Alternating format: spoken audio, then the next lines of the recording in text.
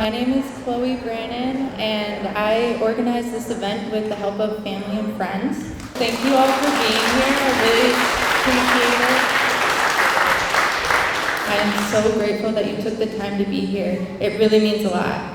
This day would not have happened if it weren't for the help of family and friends. Thank you so much to my mom, Christine, and my dad, Shad, Moki, my sister, Sophie, Donovan, Maggie for designing and illustrating those posters, and Carol Kocha for providing snacks and food.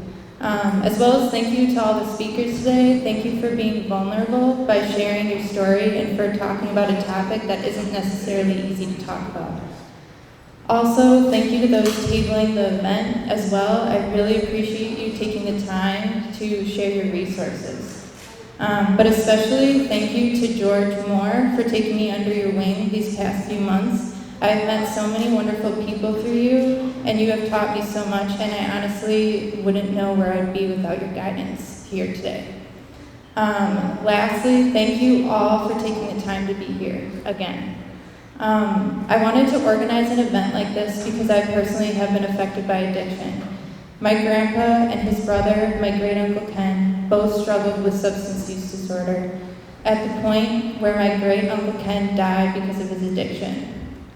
He was an artist, a musician, and had so much talent and love to give, but alcohol and drugs took that all away. I only knew him at the end of his life, and so the memories I have of him were bleak. Mostly just of him with a raspy voice, bucking his guitar, drinking and smoking cigarettes while spitting on the floor. I remember talking with my sister one day and vowing to each other that we would never be like him, the way his addiction took over. I am in long-term recovery now, but I too struggled with addiction. It was a very isolating experience, and I felt so much shame. Even now, I struggle with those memories or looking at photos from that time. I wanted to organize this event not only to share better approaches to substance use disorder, like harm reduction services, education and awareness, but I also wanted to share what helped me. I love podcasts because I love to learn and listen to people's stories, especially those about overcoming hardships like addiction. I find it empowering and ultimately feel less alone in my own struggles and remembering that addiction is not a choice, which is why I felt it to be important to have people speaking today. As well as movement. I like running and yoga, which has helped me immensely in my recovery, and I would not be here today without it, which is why I felt it to be important to have that being offered today, like the Yoga for Healing and Recovery, which there are flyers for that, and that happens every Thursday here in this building. I have also found that more holistic options to healing like acupuncture and incorporating herbal remedies has also been a huge part of my recovery and overall mental health. I'm so happy to have East Troy Acupuncture offering ear seeds and Tippecanoe who donated the herbal tea over there that is specific for addiction and recovery. It is so important to have a toolbox. There isn't one standalone treatment for addiction or path to recovery, and so that I hope that with those speaking and resources being offered to you today, that you are able to walk away with something valuable, whether that be something to share with a person struggling with addiction or you yourself are struggling. But also, let's be honest, we're really here today for the coffee and for the cookies over there. Anyway, thank you again for being here. I really appreciate it. And now I'll hand it over to our MC here. I was a little surprised when she asked me to MC because I didn't really know too much about this subject, although I think it's touched my lives and those I know. But I have an open mic that run downtown Burlington on Thursdays, and I know that talking with Chloe, that she was hoping that things were going to work out, and I said, Chloe, I think it already has. You brought so many wonderful people together to do what they do best, and you bring people that care together, that have experiences in their lives, and you can't go wrong with that. People sharing, and I think that we're lucky to have you do this. And I arrived here early this morning, and I wondered, how are they going to get this place set up for this event? And you should have seen it. It was like a beehive. Worker bees, just the plants magically appeared on stage, the chairs, everything just, they were like a solid single working unit. And I think you should always be proud of that. So we'll start out with our first speaker, George Moore, through the personal story of his son's addiction and death by overdose. George shares his journey in creating the George Moore IV Recovery Fund, with the broad goal of assisting people with addiction issues and curbing the crisis of the opioid epidemic. Please welcome George. So I usually start out, I speak at Rotaries, schools, businesses, etc. about the addiction crisis and epidemic in Wisconsin, but I usually start out with asking people in the audience, have you had a friend or a family member who's had an addiction issue? And it's usually about half. And then I ask those people who raise their hand, have you had anyone who's experienced an overdose and died? Yeah, so, I mean, awareness is a big thing, and unfortunately for my son, who died at 28, and I'm from New Berlin, we never knew he had an addiction problem that started in high school. And it started with prescription drugs, and 4 out of 5 heroin addicts start with prescription drugs. And subsequently I found out after he died, and Joe can contest to this because they were the same age, and he went to West Allis Hale, my son went to New Berlin West. Every party had oxycodone and alcohol at it. So he must have liked it, but another problem is they were handing out prescription controlled substances back then, like candy, and he broke his arm in a sports injury and was prescribed Vicodin, and he got addicted to that. So his addiction continued through college at UWM. He's a double business major, finance and accounting, had a great job. We didn't know it, but when he was in college, he did seek help, and he went to a methadone clinic in the inner city. And he got clean for a couple years, but it didn't last. He relapsed. So he had a great job. He was getting ready to get married, owned a home in Bayview. And he was in a wedding, best man in a wedding at his best friend's wedding we were at, and he came up missing. And we were like, the next day, like, wow, that's strange. So lost his phone, whatever. But what we didn't know is he had totally run out of money. And we never recognized any signs of that because I grew up in the 70s. And, you know, we were smoking weed and drinking, but, you know, we knew nothing about heroin, didn't know anything about heroin or drug addiction when both my kids were in high school. So awareness is key, but we did get him into rehabilitation, 28 days, and it was at Aurora Behavioral Health, the Dewey Center. And, you know, he completed it. They encouraged him to do buprenorphine, you know, a maintenance drug, which Amanda's going to talk a little bit about, or get on Vivitrol, which blocks alcohol and opioid overdoses. And he decided not to. He said, I've had enough of drugs. I'm gonna go straight on my own. Well, 3 days later, we found him dead in the basement right before we were getting ready to pick him up for golf at his house. So, you know, that's kind of my story. So then about 6 months later, after the grieving process, I'm not one to sit around, so I decided, you know, if I wasn't aware, there must be a lot of other people out there that aren't aware of what the hell's going on with our kids. So I learned as much as I could. I got SAMHSA trained, that's the Substance Abuse Mental Health and Services Administration out in DC. They're the #1 Fed organization on addiction. I joined the Heroin Task Force of Waukesha County. I'm on the Addiction Resource Board in Waukesha County. Started a foundation. I work with Senator Jesse James out of Altoona. He's the Substance Abuse Mental Health Chair Committee in Madison with our state government. I work with the governor's office as well, trying to pass legislation you know, that will help the epidemic in Wisconsin. But it's all about awareness, Bart, if you could. You know, we hear on the news every day, you know, about traffic deaths and shootings, and we never really hear about overdoses. And, you know, I don't know, maybe it's not as glamorous, but, you know, there's a death, an overdose death, every day in Milwaukee County.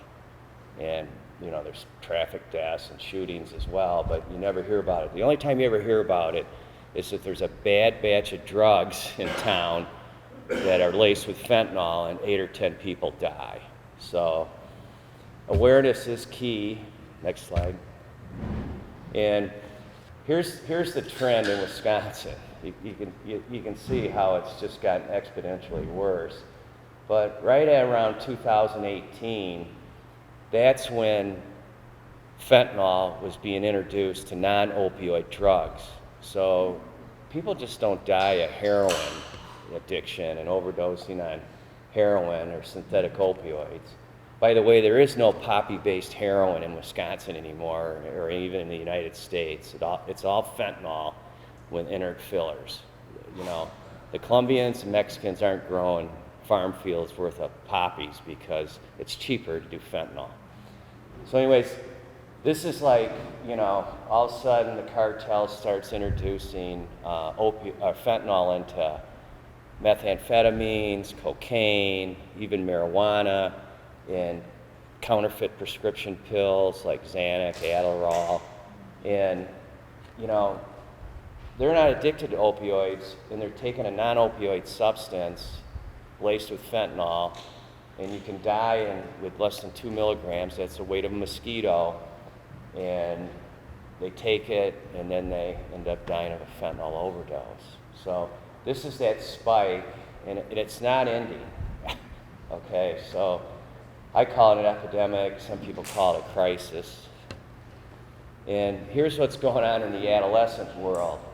This is kind of an older slide. It's gotten worse, but overdose deaths were up 133% over a 2-year period. And adolescence is 10 to 19 years old. So, you know, these deaths are taking place in schools, school parking lots, outside of school, but, you know, I'm good friends with a superintendent up in Appleton, Greg Harches. He put 10 of our Narcan boxes in all his schools. And he said, George, you won't believe it. I got a 4th, 5th, and 6th grader with marijuana possession. I got to pull them out of the general population, hire a teacher just to teach them for a certain amount of time because they can't be put back into the population. So, I mean, it starts very early. Joe, when he worked for the Addiction Resource Council, was out in Phoenix, and he was doing a class, and a 5th grade kid got hauled out of there for cocaine possession. So, I mean, if you think kids aren't doing drugs, then you were like me before my son died, you know. Next slide, Bart. So, you know, harm reduction is key. We kind of call it the tourniquet. You know, drug education early on in, you know, 6th, 7th, 8th grade is beneficial too. But, you know, when we talk to schools, you know, place Narcan in schools, municipal sites, businesses, etc. Train everyone on how to administer, and that's going to be going on here later on. Like I mentioned, opioid overdoses are occurring in U.S. schools. Over 100 kids have died here in Wisconsin, many on school property. And what a lot of people don't know is you only have 7 to 8 minutes to live once you overdose, and then you go into respiratory depression, because that's what fentanyl is. It's a depressant. So it's key to have Narcan available so you can administer it while the individual's still breathing. And then, like I mentioned, you know, here's some of the drugs that are laced with fentanyl. And these two here, Xanax and Adderall, are key because, you know, kids with ADHD, they do Adderall. Sometimes they'll get off it when they go to college. Then they'll have a final exam, they'll get excited, and then they'll seek out Adderall at a bar or somewhere. and it's counterfeit, it's got fentanyl in it, and boom, you know, they overdose and die. And that happened to 2 kids at UWM about 3 years ago. So, you know, the more Narcan out there, you know, it's not the solution, like we say it's the tourniquet, but if you can save someone's life with a $30 over-the-counter Narcan card, then it's worth it. And the CDC reported that, you know, bystanders were present during 2/3 of the overdoses, but unfortunately, only 30% of the time it was administered because it was available. Next slide, Bart. So, you know, what is Narcan? You're going to learn a little bit more about it, but I've had school administrators say, oh, you can get addicted to it, kids are going to steal it. You know, come on. It's over the counter. Like I said, you can buy it anywhere for about $30.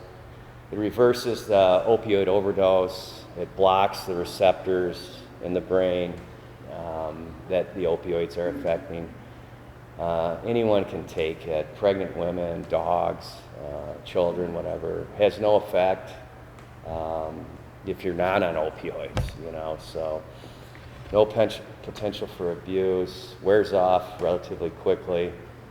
And the key statistic is it was administered over 25,000 times in Wisconsin last year, so you can see how many lives it saved. And 10,000 of those times was by EMTs, firemen, police, and health officials. So any questions on Narcan? Does everyone know what Narcan is? No? No? Okay, that's good. Now you know. Next. So we started a fund, George Ford Recovery Fund, 501c3, simple mission, save lives. This year so far we've raised a little over $155,000, and we concentrate on these areas. Rehabilitation assistance at the Culver House. That's actually Kurt Culver,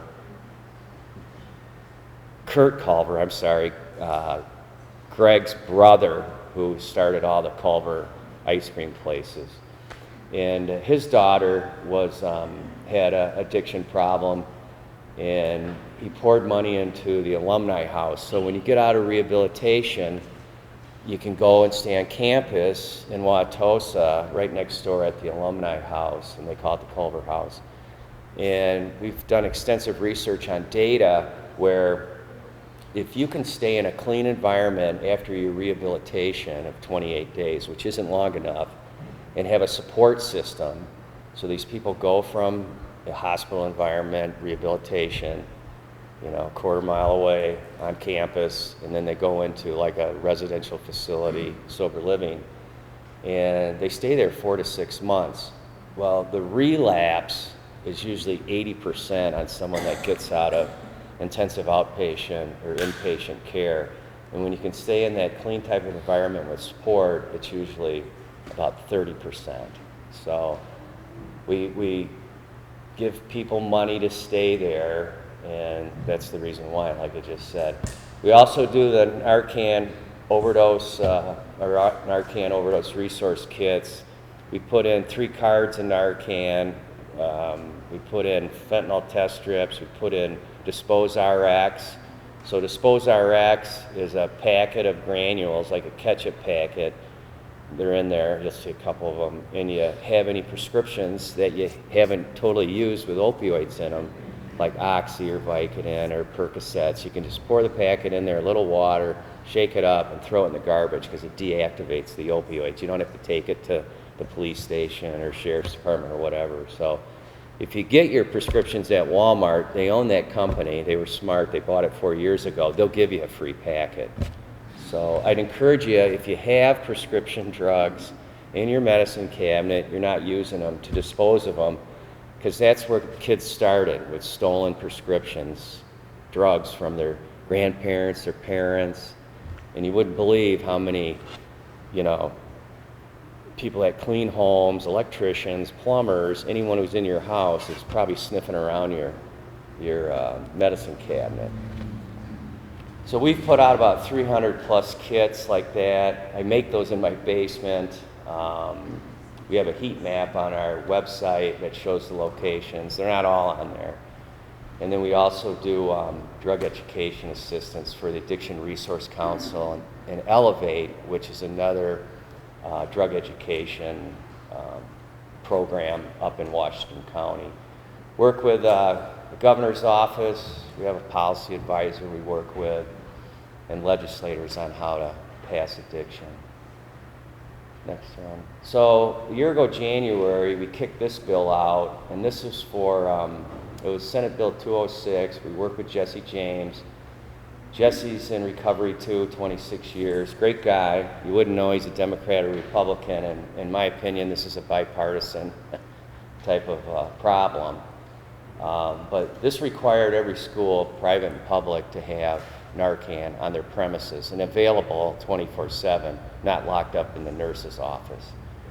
So we testified at the Senate, we testified with the Assembly, but this bill, for some reason, even though 30 other states have the same law or a similar law, Minnesota, Illinois, and Michigan, you know, we're always the donut hole that does nothing, in my opinion, didn't get to out of the Republican caucus to the floor. And if you want to talk to me later about who blocked it, I can give you all those names. But we're going to give it another try in January. You know, hopefully there's some new legislators in there and we can get this over the goal line. But I can't tell you how hard it is working with politicians in Madison to get anything done. We have not passed a drug addiction law in the last 10 years that has done anything for this state, while all other states are so far ahead of us. It's just incredible how we can't get people to listen. So my next slide, is, you know, a lot of people, they don't even know who their legislators are, but you know, these are yours. And you know, what we found out, if you just call them, and 10 to 12 people call, they're like, that's enough to get their attention. So I would encourage you to call and say, hey, why isn't it a law in Wisconsin for public schools to have required Narcan? And I don't know what you're going to hear, but you know, give Robin, we've met with Robin, I've never met with Steve, but that's it for me. We do provide these. We talked at the Burlington Rotary.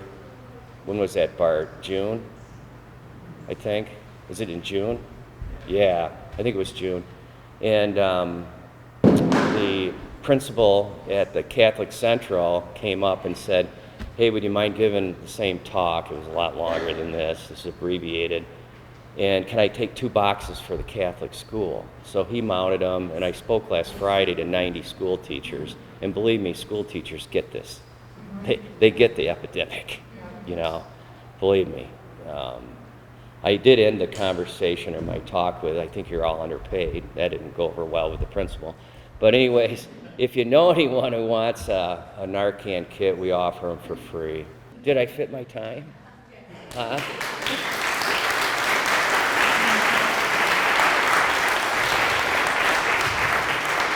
Thank you, George. I'm already myself changed. When you think of reports on TV about, you know, traffic deaths and murders and not see anything about overdose death, it does seem a little off. And I think the way to fix that is just what you're doing, is to educate and get people to talk about it and to know, you know, to be aware and have it become part of their reality. And that's what changes the world. So good for you, George. So we're recording this, so I wish that my voice projected like yours did, George, but I'll use a mic, and I encourage everyone else to, so that we can hear in the back. And I just saw the mayor, he was here. Mayor John Schultz is here, and Mayor Jeannie Hupke is here. Alderman Shad Branen is here, so we've got some local government involved here. That's always a good thing for awareness. So up next, we have Kale Schmidt, a Milwaukee community member, sharing the impact of addiction in her family. leading to her commitment to work with the harm reduction community, which supports health and dignity of people who use drugs. Amen to that. She will share her experience with working at a syringe service program and volunteering with Never Use Alone. Kale?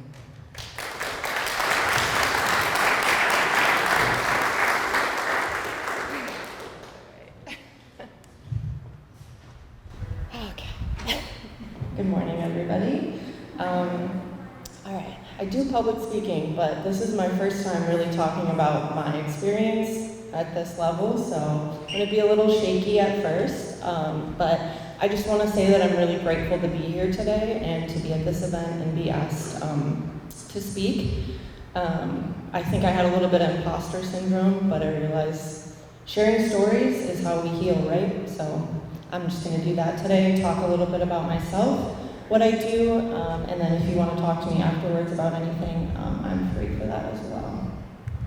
So my name is Kale, like the vegetable, and I'm from Milwaukee. I've lived there my whole life, and I've struggled with substance use since I was probably like 12 or 13. It's hard to remember that time sometimes, but pretty young, and I've struggled with it into my 20s, even I'll be 30 this year, which is crazy, still here.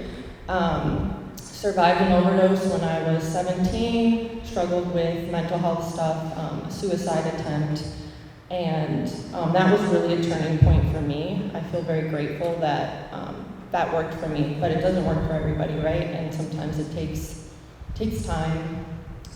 Like I said, I struggled into my 20s. I think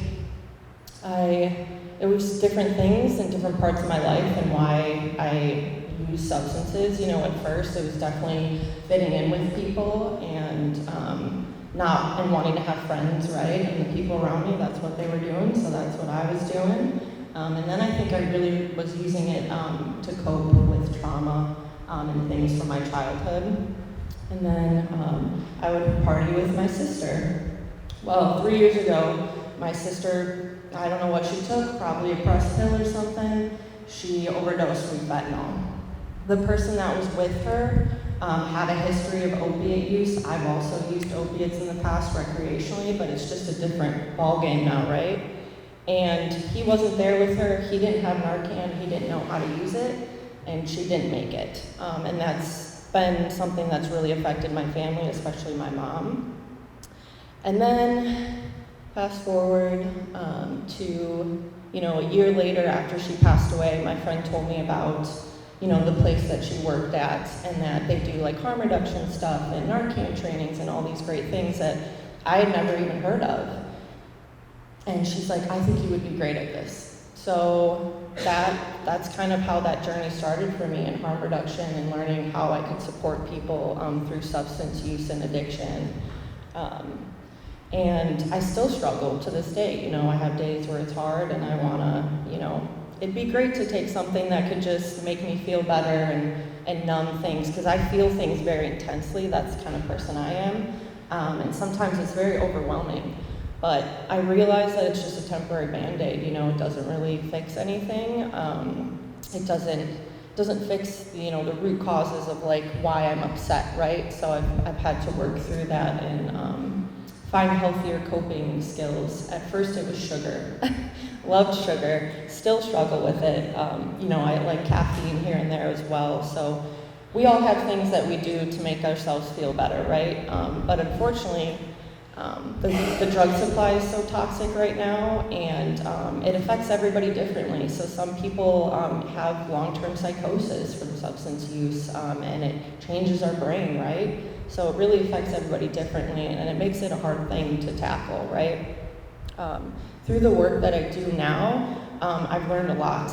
I never really struggled. I never did like IV drug use. I did pills, ironically. Hate pills, hate swallowing them. But it was pretty easy, right? I drank, smoked, kind of took whatever I could get from people. And working with people who mainly inject has been very eye-opening for me. And just realizing all the different backgrounds and experiences that people have.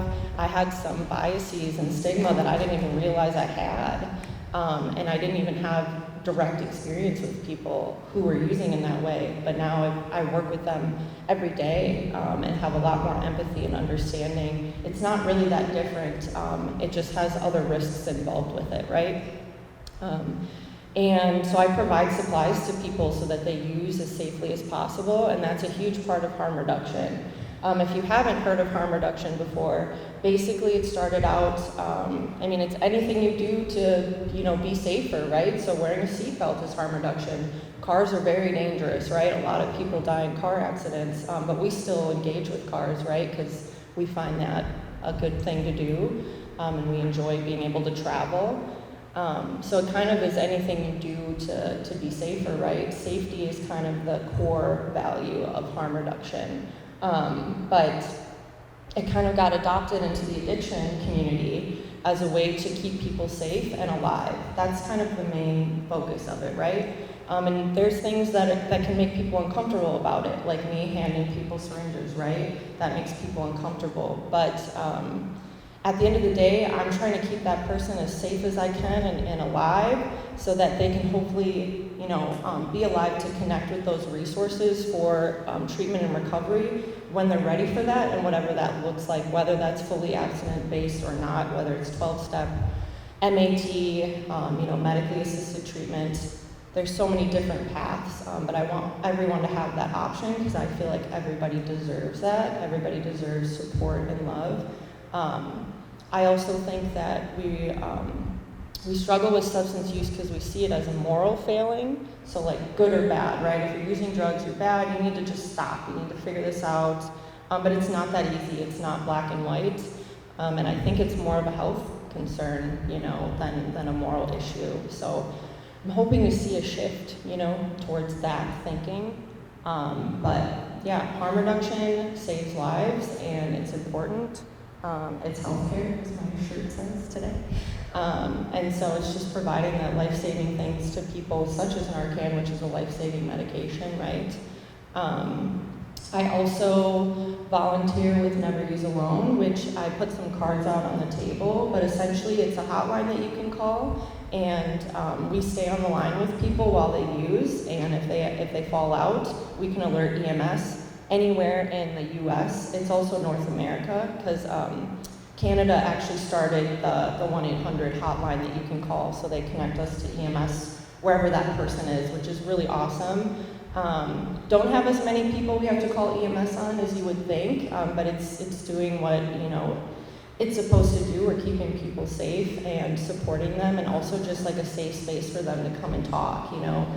I had a woman recently who she was doing Adderall before, and then she couldn't get any, so she got some street meth, and it was her first time using it. And she was freaking out, she was panicking, and I'm like, tell me exactly what you're experiencing right now. So she explained all her symptoms, and it was just typical symptoms of meth use, right? Her heart rate was increased, she's sweating, things like that. So I kind of talked her through it and asked her if she had anything to eat, if she drank any water, got her to drink some water and just talk her through that. And that can make such a huge difference. And it definitely scared her. She was like, I don't think I want to do this again. I've been up for 2 days. The first time I took Adderall was recreationally before I was prescribed it, and I was up for 4 days straight. It was intense. And so everybody's experience is different, but really just providing that safe space for them to talk to, makes a huge difference. I didn't prepare anything, I'm just talking, but I'm really grateful to be here. I survived an overdose when I was 17, and I think people don't see the value sometimes in people who use substances in their life and what they do, but look at me here as an example, I guess, if that's all it is for today, with me speaking, is like an example that you can go on to do great things and make a difference in people's lives. I've traveled so much and done so many amazing things that I couldn't have done if I wouldn't have survived. I just got to see the aurora lights for the first time, and I didn't think that was possible in Wisconsin, but it is out in Waukesha. But yeah, I also I work in Waukesha as well with the Heroin Task Force and Substance Use CHIP and just try to be as involved as I can. And I'm going to school right now to be a substance abuse counselor. Just started. Thank you.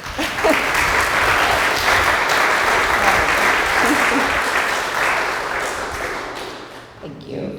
But yeah, I just really want to be a safe space, non-judgmental space for people, because that's really what they need. There's so much shame with substance use, and I still struggle with it today at times of like what I've been through, or talking about my sister's experience as well.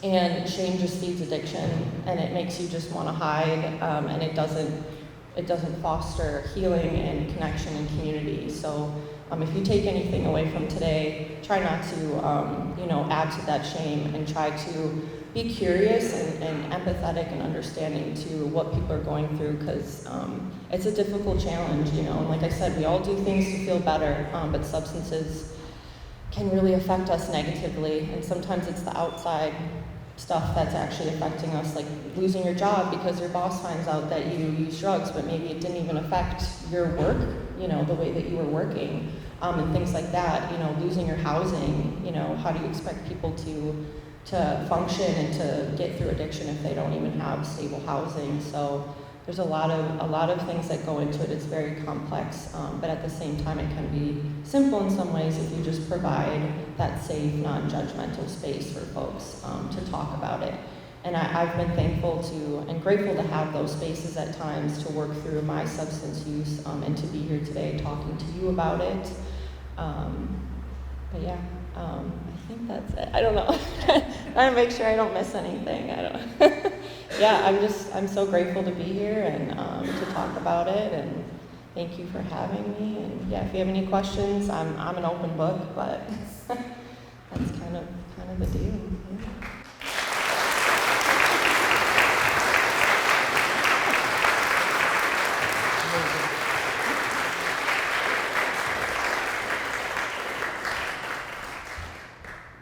You are an open book, and sharing what you shared, again, change and educate and have people become aware. Not so long ago, there was someone I was working with that was accused of something, and it became a problem, and so they just got rid of the person. And he said, "Isn't it great not having that problem here anymore?" And I thought, what about that person? And so, Kale, you're getting right in there and breaking that stigma down, and instead of, drug use, stay away from it. You're rolling up your sleeves and you're getting in there and you're making such a difference that you are changing the world. You're changing me. The way I feel about things has changed so much in this last hour. What a beautiful thing, Chloe, to get this together and do this. Thank you, Kale. Next up, thank you.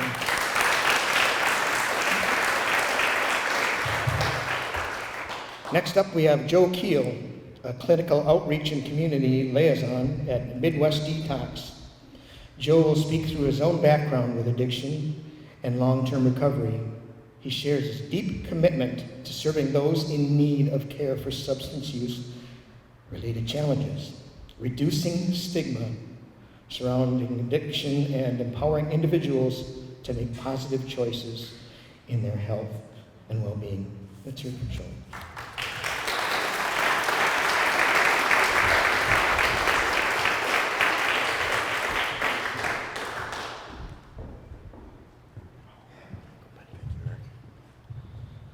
Hello, and is it still morning? Yep, good morning again. As Kale said, harm reduction saves lives. 100% believe that today. Narcan saved my life in 2014.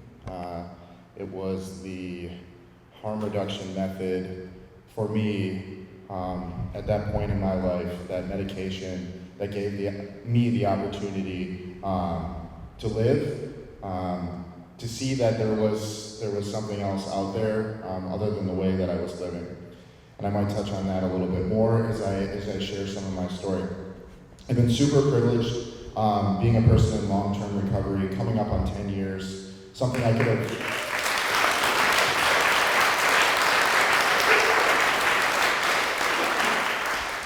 I'm filled with so much gratitude today and always, just because of that fact. Just waking up and being in recovery and being surrounded by a sense of community. It's something that I didn't always have, or didn't necessarily always know how to get. So yeah, I'm very fortunate to know the people that I do today and work with the people in the community who are treatment providers, harm reduction, just everybody, just community support, the willingness to come out here today. So I always want to thank you all for that, just being willing to be a part of this. I have had the ability to travel, as George kind of touched on a little bit, to different places in the United States and kind of share my story. And my story isn't really anything crazy, but it's personal to me. And what I found is it's really not about, the craziness of my story, but more about just like where I can connect with somebody, right? Breaking down all those barriers, taking away the people, places, and things, the job titles, the roles that we assign ourselves, and bring it down to, I'm a person in recovery, I'm a survivor, I have a story, and owning it. I can relate to any single one of you because we've all been through some sort of obstacle in our lives. We're overcoming something. We have a PhD in surviving. Whether it's you know somebody who struggled with substance use challenges or mental health related problems as well, or a bad breakup or grieving a death or something like that. So I try to keep that in mind all the time.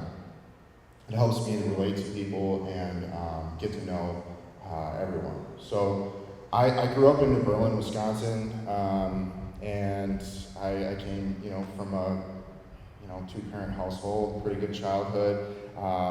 And then my parents got divorced, and that kind of was a trajectory for me to go down a different path. My family was a drinking family. They enjoyed it. A lot of their friends socialized that way. So for me, early on, drinking was never really sort of an issue. It wasn't seen as a big problem. It's just kind of what kids do. No big deal. It's not gonna really lead anywhere. I don't think that was a thought. Shortly after that, my dad ended up having a major back surgery after my parents' divorce, and he got prescribed a whole bunch of pills, and all different kinds. And he didn't like Oxycontin. He liked the more mild, less strong type of pain medication for himself because it was more manageable for him at the time. Well, he kept refilling his prescriptions. I noticed it. And as George alluded to, back then, I graduated in 2006, so like 2002, 2003, I'm 13, 14 years old, and I'm getting my hands on full bottles of Oxycontin pills. So again, as some of the drug supply changes and evolves, so do our methods and approach and how we learn and grow from our past mistakes. I can say that about my own personal journey, as well as the way we approach people who are seeking recovery or the people we're trying to help. So those pills that he had left behind could have been an intervention point of like, let's dispose them so our young teenager in the house doesn't get their hands on them. So from there, it was just kind of a rapid progression. I never really saw myself being a person who would eventually be experiencing homelessness or using heroin or other substances like crack cocaine or anything like that. I never in a million years thought I would end up at that point, just taking one pill. And so over the years, I kind of hid my addiction very well from my family. I had problems and things on the outside, but I don't think my family associated it with what was really going on behind the scenes. There was some red flags, things like that. So when I worked in the prevention realm, this is a lot of the stuff that I talked about is like, how do we approach our kids in a little bit different sort of a light? And I turned 18 years old, and then it became a problem. The Oxycontin supply chain was cut off around 2009, 2010. I couldn't get them anymore. I was at a breaking point, and I had completely lost it. I picked up the phone and I called my mom and I said, I'm going to do something really bad. If you don't give me $100, or take me, something like that. I had threatened my mom because I didn't know what else to do. I didn't really know how to ask for help. And that was the only thing that I could do out of fear. She took me to an inpatient treatment center where I was put on Suboxone, so MAT, like that has been talked about today. And I will tell you, I did not treat that the way the medication should have been, and I don't know if the services at the time, because this was almost 10 years ago, I don't know if they were at where they are today. Definitely not, because there was no wraparound services at the time. So, but what that medication did for me was allowed me to feel like I was normal again for a period of time. I felt like I could function. I didn't have to steal money. I didn't have to lie to my parents. I was on a set regimen, and I did start to feel, like my younger adolescent self again. So going from there, it was kind of a saving grace at the moment. I believe it did save my life back then as well, much like the Narcan did in 2014. So again, harm reduction came in and saved the day, and it saved my life. So moving forward, I had gotten hooked up on the street and moved to much stronger substances, and that led to more desperate measures for me to get by and survive. And I started cutting myself off from all contact from my family. For one, I was embarrassed. I didn't know how to explain the way that I was, and I felt like nobody would understand. And to some extent back then, people didn't understand, because addiction was viewed very differently than it is today. I'm so proud to stand up here today with all of you, and these people in these rooms are working really hard day in and day out to change that narrative, to change the stigma, the language, the way we talk about addiction, how it's perceived as, a disease and not a moral failing. Because I was not a bad person, I just didn't know what to do. I had to go through the experiences, much like other people in addiction. I had to go through these experiences to get where I'm at today. Unfortunately, I'm still standing here. So we get to this point in the road where, the outside circumstances are unavoidable. I'm in legal trouble. I'm getting charged with a felony. I just got a DUI. I overdosed. I was thrown out on the curb. All these things, right? So all at once. I get out of the hospital from my overdose, and I'm like, my first thought was to go back to the house where the rest of my drugs were. Now, to a person who doesn't understand addiction, it's like, you just died. What are you doing? That was my ability to breathe. Imagine being underwater, drowning, and when you first come up for that first breath of air, that's what it gave me. And I didn't really understand it. I had no clue what addiction was. I didn't know I was going through and experiencing something that was chronic, progressive, and maybe fatal if I didn't do something about it, if I didn't seek help. I had no clue. And a lot of people who are experiencing what I was feel the same way and really don't know, and families don't know. So the whole point of sharing a story, I don't want to make it about my work today really, is that it's for this reason. Because it took somebody coming back to me before I was ready to get sober to plant a seed in my mind that, hey man, there's a different way. There's this really cool lifestyle. It's completely, you can be sober and you can you can live this lifestyle. You can be in recovery. You can be in a community, and I just wasn't ready. But it was that seed that was planted for me that 8 years later opened the door to a life I had no clue even existed. I just couldn't even fathom it.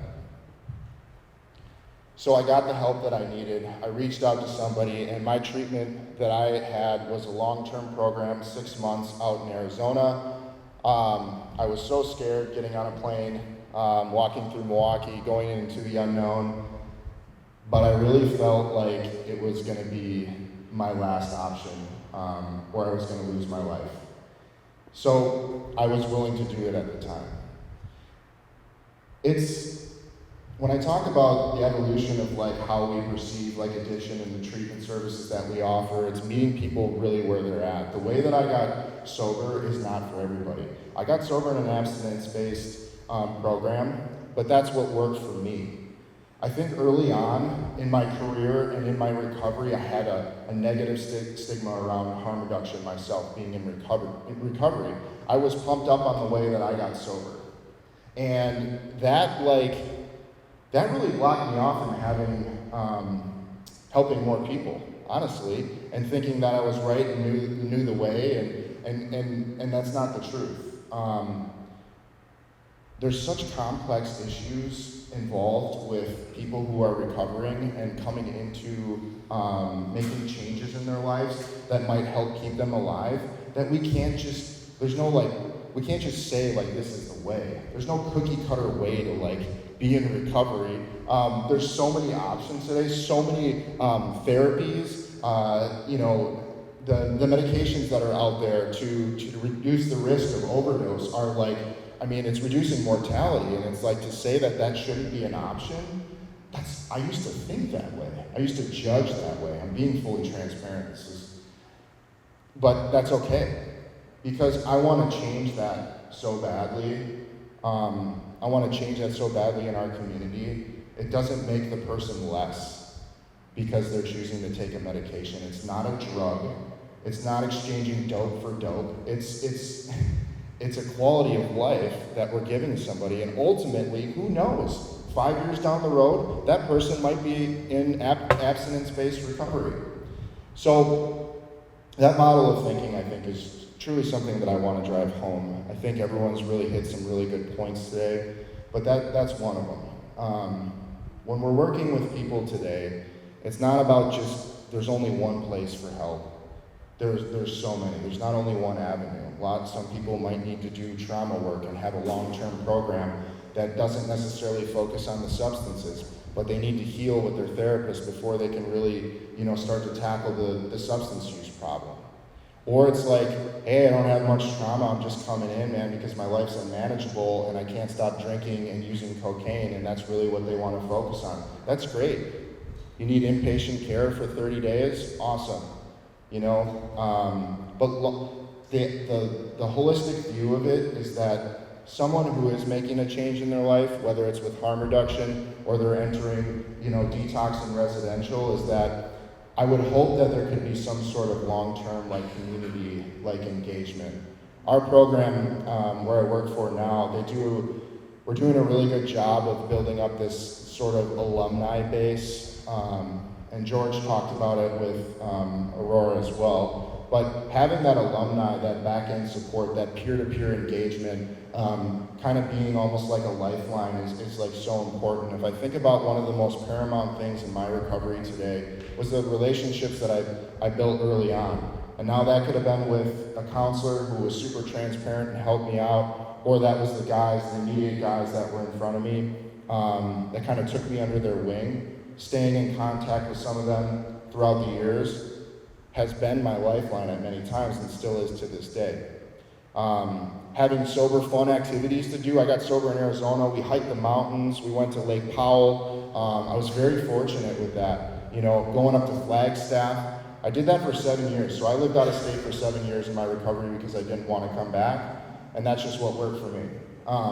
3 years ago, though, I made the move back. I made the jump back because I felt this nudge that I couldn't get rid of, and something that has been a driving force in my day-to-day since February 13, 2015 is the desire to want to give back, to want to be a part of the community.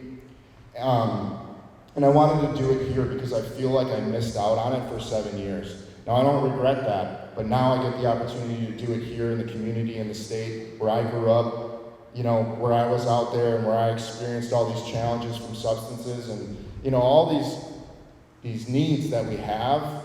I get to be a small part in that bigger picture.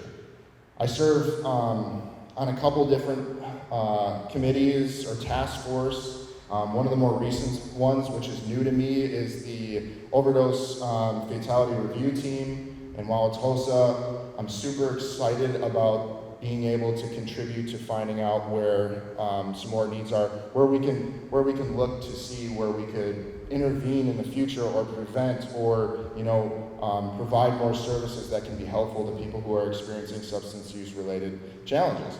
So another one, heroin task force, Kale mentioned as well. And then having the job that I have today can be tiring and draining and things like that, but it a lot of times does not feel like work, because I serve a purpose. And really, at the end of the day, that's kind of the goal. I get to connect people to other people or treatment services that they might need, and try to come from a perspective that's unbiased and remove my own judgment of their situation and just try to find what is best tailored to them. And I think for someone to recover and to have a happy, healthy life like I get to live today, it takes that mindset. To remove myself from what I think they need, to open my ears, my heart, my mind, and to truly hear where they're coming from. What are the problems that they are listing off? You know, instead of being like, well, no, you need to work on this. I'm going to be like, okay, you know, and go from there, right? Because what that's going to do, it's going to motivate somebody because they feel heard. Because for the longest time, they probably felt like no one cared or no one listened. And I want to, you know, if it's not me and I can't help them with that, I'm going to put them in touch with somebody who can, because I'm not an expert. I'm not a clinician, even though I'm striving to be, I'm working on it. But it's like, I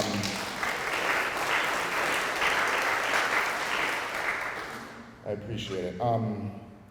Yeah, so that is kind of my message today, I suppose, is looking at it, the substance use population, people who use drugs from that lens, right?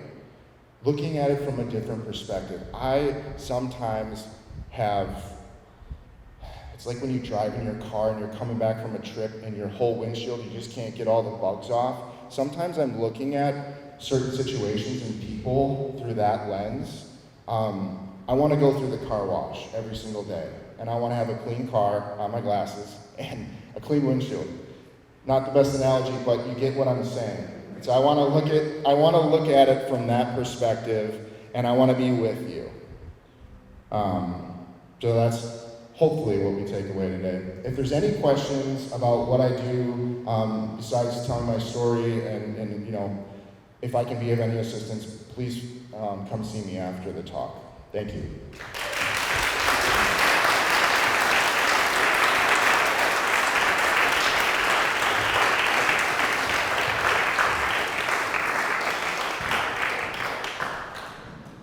I disagree with you, Joe. I think that's a great analogy, a clean windshield every day.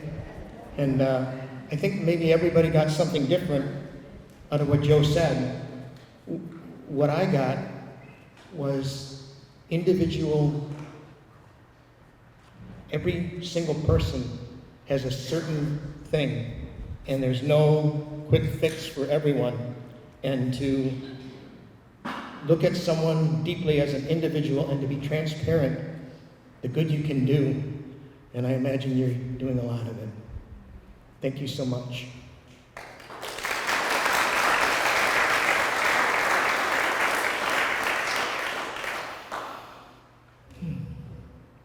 So up next, you know, you people are affecting me. I mean, the things that you do and the things that you carry around and what you've chosen to do with your experiences is the heart of survival and the heart of making things better.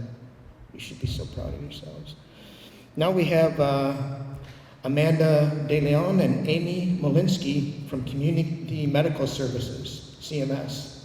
And it's been the forefront of evidence-based practices providing outpatient medication for opioid use disorder, along with counseling and peer support services. And they'll be speaking about CMS as well as educating individuals on medications for opioid use and disorder. Please welcome Amanda and Amy.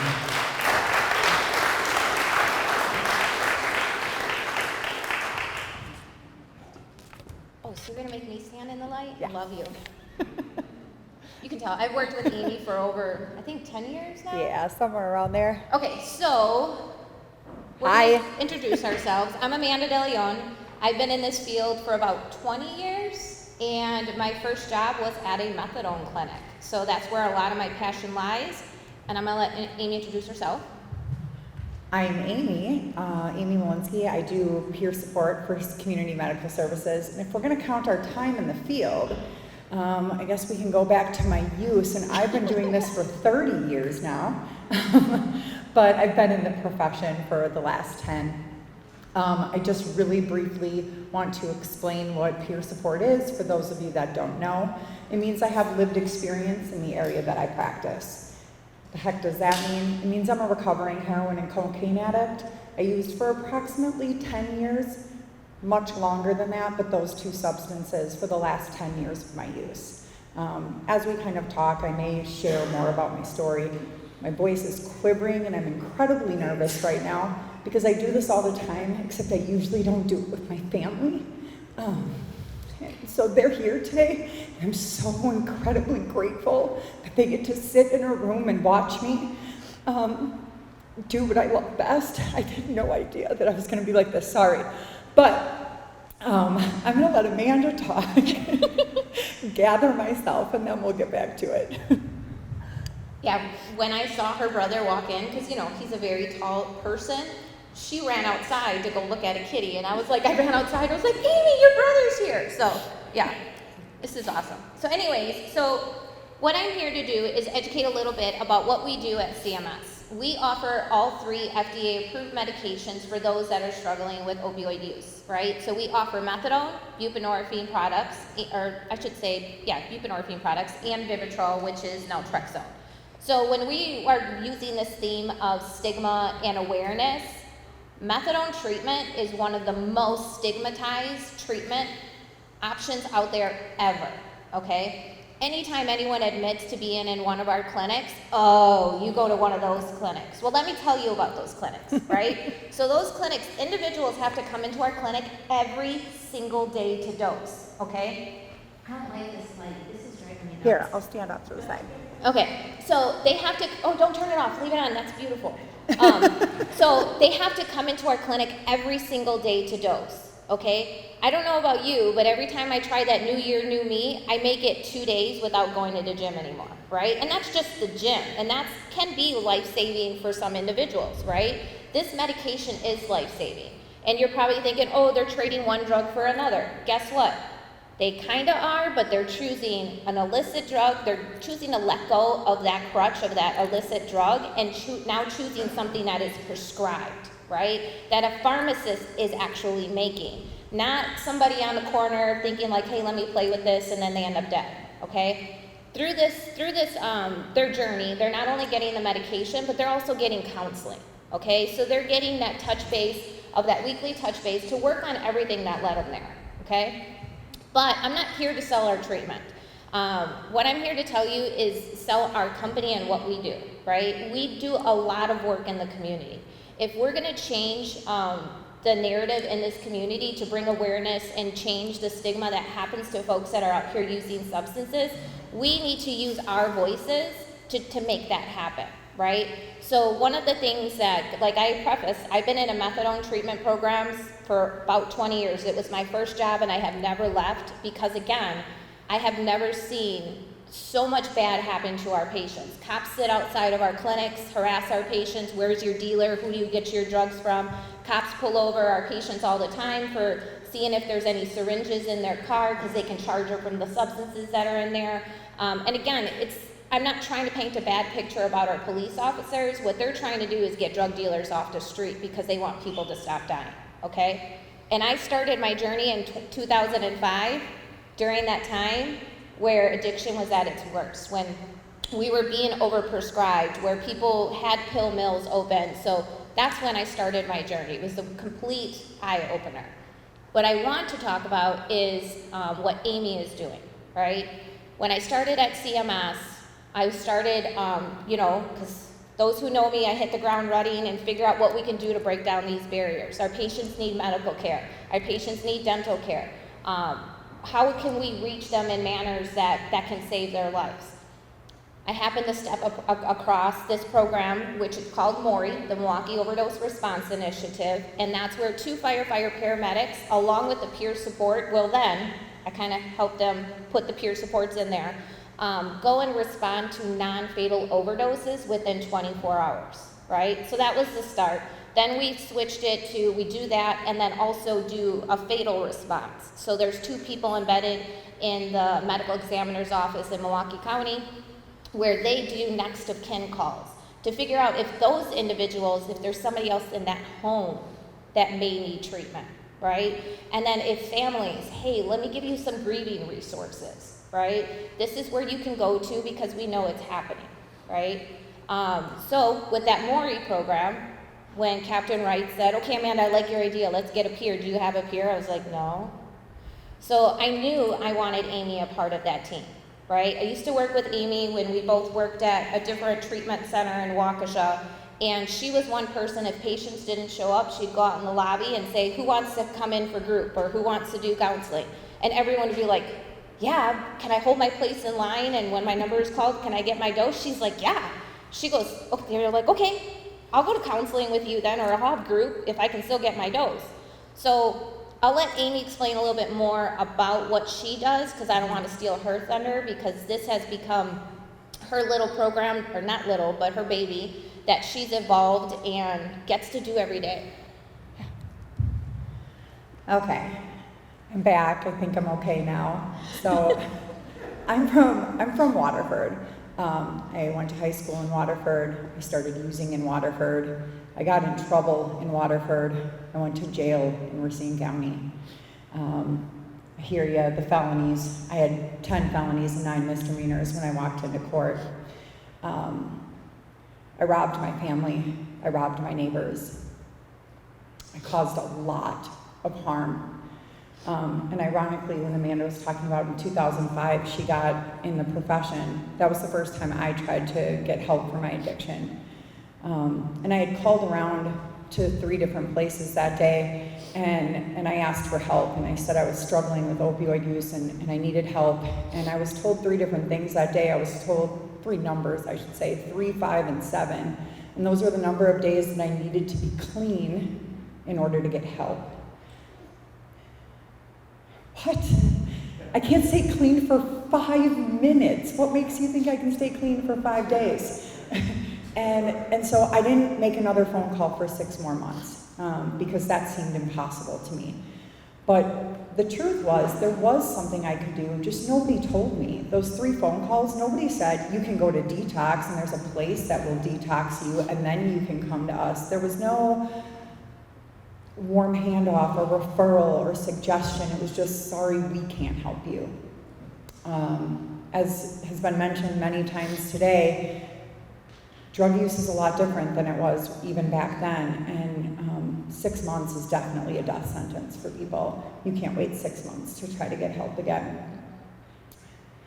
And I'll just shorten that story by saying that over the next 5 years, I went to treatment 16 times. I did detox, I did outpatient, I did residential, I did Suboxone, I did methadone. I got kicked out of almost all of those programs. Sorry, Mom. But through all that,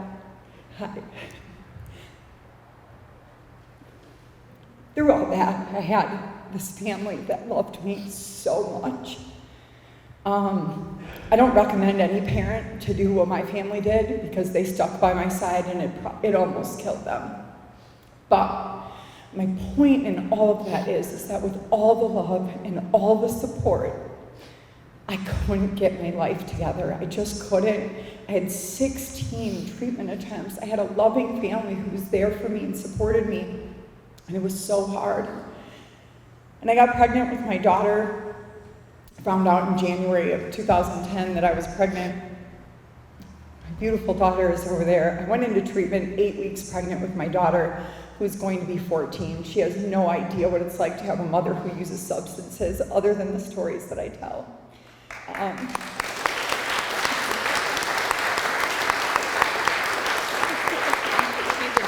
She's super embarrassed right now, but she saved my life. And so when I had her, I didn't want to go back to work in some ridiculous factory and leave my 3-month-old baby, so I went to school to be an addiction counselor, not because it was my passion, because I didn't want to go to work. And so I found out it was my passion. I got my degree, I got my substance abuse counseling license, which is how I met Amanda, and then she calls and says, I want you to do peer support. And I said, I have no idea what that is. And she said, me either, but let's find out together.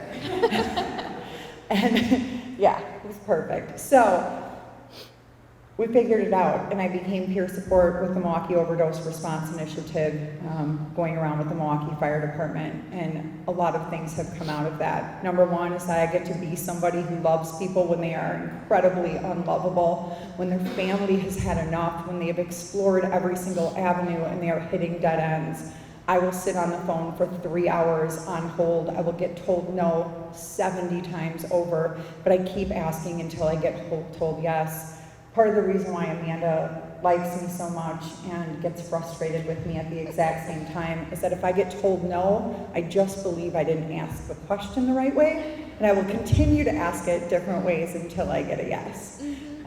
My mom can probably vouch for that also. So I get to do this, and we get to go, we knock on doors for people who've experienced non-fatal overdoses, and we ask them what they want to do for help. I think that was one of the things that, Joe was talking about, was that I also had this really warped idea of harm reduction, and I went to abstinence-based treatment. That's what worked for me, and I thought I was all on board with harm reduction, and I was with some of it, and then I started learning other parts of it, and I had a lot of talks with my coworkers, like, I don't know if I can do this work, because I think I'm a liar. I don't believe that all of this is okay. I did a lot of soul searching, and I believe that every single life is worth saving. Overdose deaths are preventable. They don't need to happen. For those of you who have lost someone in this room to an overdose, I am so incredibly sorry. So sorry, because it shouldn't be happening. And it wouldn't be happening if more people, like all of you, were getting together more often. More people like the people who are speaking here today saying, this is what is happening, and we need to save people's lives. The only other thing I want to add is that I'm starting to shake. I get my hair done. So like I said, I grew up in Waterford, and I get my hair done by a guy from Burlington who's been doing my hair for 20 years. And we partied with all of the same people. We watched all of the same people become addicted to opioids, and we also lost all of the same people. That quilt hardly represents the number of people that I personally know from Burlington who are no longer here because of a fatal overdose. But I remember one day he said to me, so you're working in this like methadone clinic? And I said, I am. And he's like, just help me for a second. Why is it different? Like, they have to still take the medication every day, just like the heroin, right? Yeah, absolutely, they do.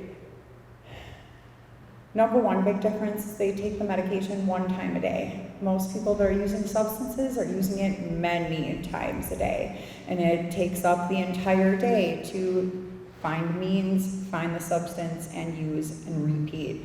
So first of all, it's only 1 time a day. But I explained to him that in the 5 years that I was making an effort to try to find my own personal recovery program, the majority of that time I was still using. And when I'm using, I'm committing crimes and I'm hurting people. At the very least, the bare minimum that medication offers is it relieves the desperation. Every single day, an individual knows that they are not going to be sick, that they are not going to be in withdrawal, which also means that they don't have to make desperate moves to continue to use substances. That alone is a good reason. But the truth is, the medication saves people's lives. Yep. And there are people sitting amongst you, there are people at your doctor's office, at the grocery store, maybe even your favorite neighbor that are on medication and you have no idea. So at the very least, if we're reducing harm by reducing the desperation, it's not only reducing harm to the individual taking the medication, but to the whole entire community around them. They're less likely to steal, they're less likely to hurt people. because they're not desperate. And anybody who struggled with addiction knows that desperation is the driving force in all the bad that we do. I think I bounced all over the place, which is pretty common for me, and I should probably give Amanda the mic back, but if anybody has any questions or wants to chat about anything, or if I left anything out, please let me know. And the one thing I do want to add is, yes, I'm a part of like all of task forces, OFRs, everything throughout the entire state of Wisconsin, because that's my job. But Corey, which is the Kenosha version of Milwaukee's Maury program, started because of Maury. Okay, so this is the things that we would like to continue to see happening all across Wisconsin, all across the world, because it's been proven to be effective. I wish I had Corey's stats with me, but I don't. I didn't come prepared with that information. But I do know they were just recently awarded an award from the Hope Council in Kenosha because of the work that they're doing. But then I told them and tooted their horn, because if it never were for Maury, Corey never would have started. Okay? So I have information about our treatment program, about all 3 FDA-approved medications. This is a really good resource guide to have with you if you're working with folks that are using. If you have somebody that is currently using, this is a great one to show you how well the medications do work on the brain. Okay? But please, just if you guys learned anything today, just go out and instill hope in the folks that are out there using right now, because they have lost all hope and they don't feel that they're worthy of life. Okay? So just instill a little bit of hope. And if you are loved ones of people that are out there struggling and you're driving them to a treatment center every day, the only thing I ask is do not berate them anymore, because they already feel like they're a complete piece of crap. Okay? Wait till they get into that treatment center and then shout through the roof, right? Call a friend. You know, do what you need to do, beat up that steering wheel, because it is very painful seeing your loved one go through this disease of addiction.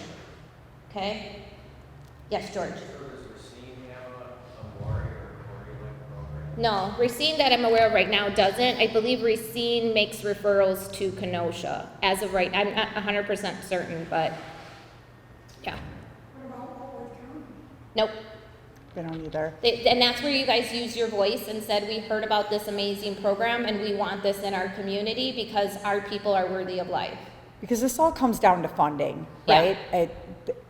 The way that we do it is with members of the fire department.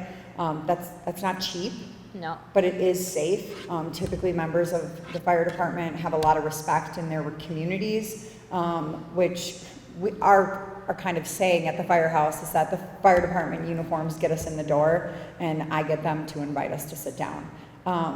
And that's just kind of the thing. You can't just go knocking on doors without some kind of authority, especially when we're talking about people who are using substances, potentially breaking the law. They're not just opening their door for anybody that comes and knocks. So, Do you know if Racine's doing anything? So I do peer support like within the community. So I work with people through a grant through the federal government. It's called the SOAR, now it'll be the 4th generation. So I work with people with substance use, as in stimulant and opioid use, current and the past. And I do a lot like we do, but it's not after the overdose.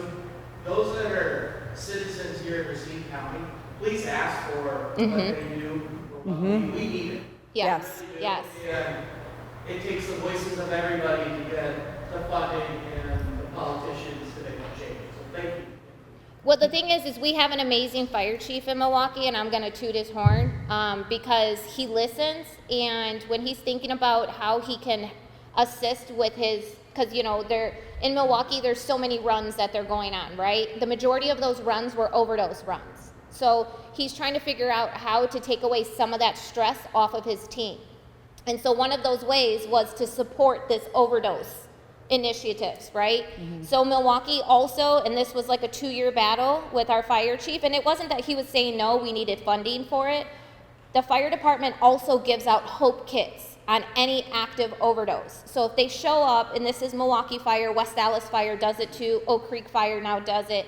So when they show up at any active overdose, they leave behind a hope kit. In that hope kit has Narcan, fentanyl test strips, the never use alone card. We also have xylazine test strips And in Milwaukee now. and xylazine test strips with Milwaukee. So they pass those out to that individual and their loved ones on an active overdose, right? Because we're like, hey, what can we do to solve this problem? Who's the first one to touch it besides, their friend using with them? But the fire department's always there. So why not utilize them and say, hey, leave behind this Narcan so now their family member is aware of how to administer Narcan. Oh, my kid was overdosing? Yeah, well, here's the information and this is how you can save their life next time. So these are all programs that you guys can advocate for within your community and can happen because there's a program called Narcan Direct, which all health departments are a part of that can supply the Narcan for that. Just, again, go to your mayors, go to whoever you need to do. It usually is political. People don't want to admit there's a problem in their community. They'll say there's a problem, but they don't want to be a part of that change. So be a part of that change and advocate for stuff like this to happen within your community. And I'll stop talking because I'll go on and on and on because I ramble about this stuff because I'm really passionate about it. That's all of us. Yeah. Everybody up here could talk all day, and that Yeah. was like one of the things that I was watching as everybody talks is that there's no shortage of people who care about what they do in this room. I'll just end by saying my daughter asked me yesterday, if you could have any job in the world, what would you do? And I told her I'm already doing it.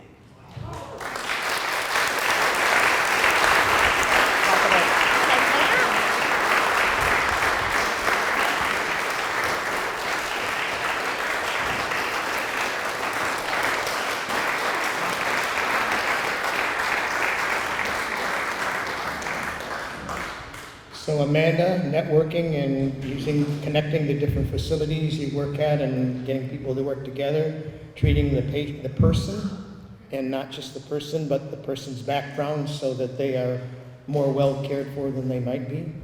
And Amy, being the hand that you were reaching for. So let's hear it for our speakers one more time, ladies and gentlemen.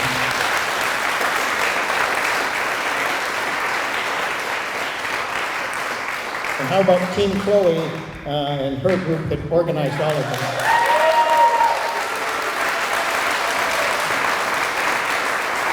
And there are lots of resources around the edges, and cookies are also resources. Thank you for coming today, ladies and gentlemen. Have a good day.